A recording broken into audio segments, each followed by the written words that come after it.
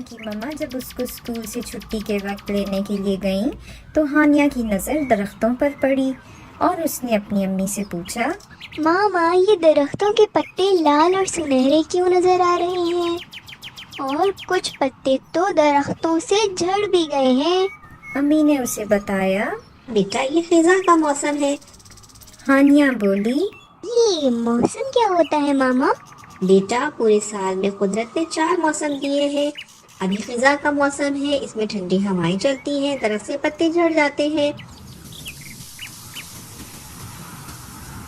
اور ہلکی ہلکی ٹھنڈ ہونا شروع ہو جاتی ہے، جو اس بات کا پتہ دیتی ہے کہ اب سردیاں شروع ہونے والی ہیں۔ سردیوں میں بعض علاقوں میں برف بھی گرتی ہے، لوگ گرم کپڑے پہنتے ہیں،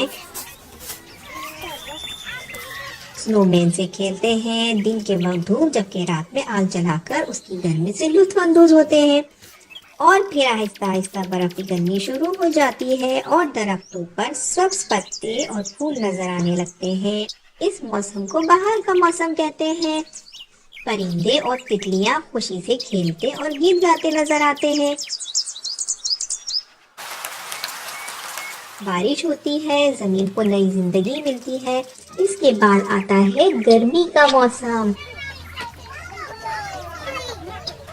اس میں دن لمبے اور راتیں چھوٹی ہوتی ہیں، سورج خوب اپنی گرمی برساتا ہے۔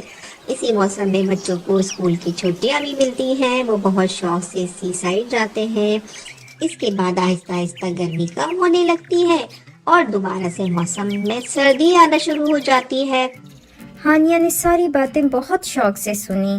پیارے بچوں، موسم اللہ کی طرف سے بہت بڑا انعام ہے، لہٰذا گرمی، خزاں، سردی اور بہار اللہ نے ہمارے فائدے کے لیے بنائے ہیں۔